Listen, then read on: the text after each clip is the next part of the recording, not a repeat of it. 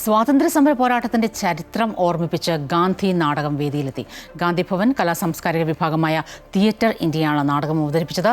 ഗാന്ധിജിക്കൊപ്പം ചരിത്ര പുരുഷന്മാരും വേദിയിലെത്തിയപ്പോൾ കാണികൾക്ക് മറക്കാനാകാത്ത അനുഭവമായി. ഭാരതത്തിന്റെ രാഷ്ട്രപിതാവ് മഹാത്മാഗാന്ധിയുടെ രാഷ്ട്രീയ പരിണാമങ്ങളും വ്യക്തിപരവും രാഷ്ട്രീയവുമായ സംഘർഷങ്ങളും നിറഞ്ഞതായിരുന്നു ഗാന്ധി എന്ന നാടകം. ആ കുട്ടികളെ കൊലമരത്തിൽ നിന്ന് രക്ഷിക്കാൻ ഗാന്ധി ഒന്നും ചെയ്യുന്നില്ല എന്ന് പറഞ്ഞ് ഞാൻ ഇർവിൻ പ്രഭുവിനെ കണ്ട് അപേക്ഷിച്ചിരുന്നു. എന്റെ നീതിബോധത്തിനും സത്യബോധത്തിനും യോജിക്കുന്നതായിരുന്നില്ല. എന്നിട്ടും ഞാൻ ഇർവിനെ കണ്ട് യാചിച്ചിരുന്നു. മഹാത്മാഗാന്ധിയും കസ്തൂർബ ഗാന്ധിയും BR അംബേദ്കറും ഭഗത് സിംഗും സർദാർ വല്ലഭായ് പട്ടേലും നെഹ്റുവുമെല്ലാം വേദിയിൽ തകർത്താടി. ഞങ്ങൾ മുസ്ലിങ്ങളുടെ അടിമത്തത്തെ പറ്റിയാണ്, ബ്രിട്ടീഷ് മേധാവിത്വത്തിൽ നിന്നും ഹിന്ദു മേധാവിത്വത്തിലേക്കുള്ള മാറ്റം, അത് ഞാൻ സമ്മതിക്കില്ല. ഹിന്ദുവും മുസ്ലിമും ഭാരതത്തിന്റെ ഇടത്തെ കണ്ണും വലത്തെ കണ്ണുമാണ്.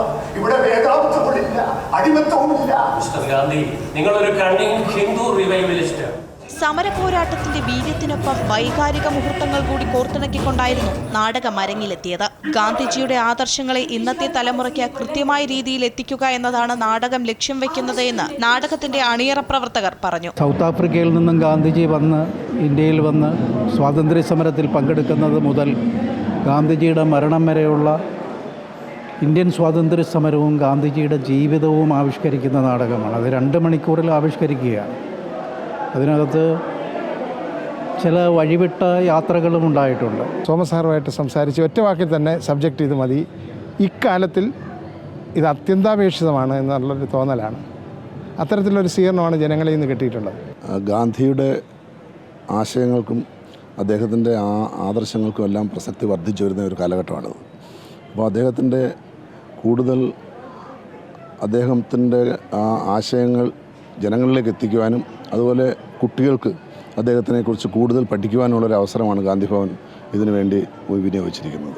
ഗാന്ധി എന്ന നാടകം ഇന്നത്തെ കാലഘട്ടത്തിന്റെ ആവശ്യമാണെന്ന അഭിപ്രായമാണ് കാണികൾ പങ്കുവച്ചത്. ഇന്നത്തെ കാലത്ത് ആളുകൾ ഓർമ്മപ്പെടുത്തേണ്ട ഒരു കാര്യം തന്നെയാണ്.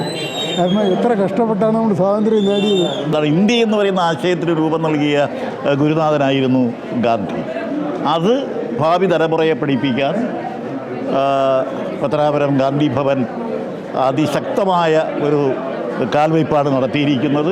ഇത് വളരെ നല്ല വിജയകരമായി ഇത് മുമ്പോട്ട് പോകും. ഫ്രാൻസിസ് ടി മാവേലിക്കരയാണ് നാടകകൃത്ത്. മീനമ്പലം സന്തോഷാണ് സംവിധായകൻ. നിർമ്മാണം പുനലൂർ ഡോക്ടർ സോമരാജനും. അമൃത ന്യൂസ്, തിരുവനന്തപുരം.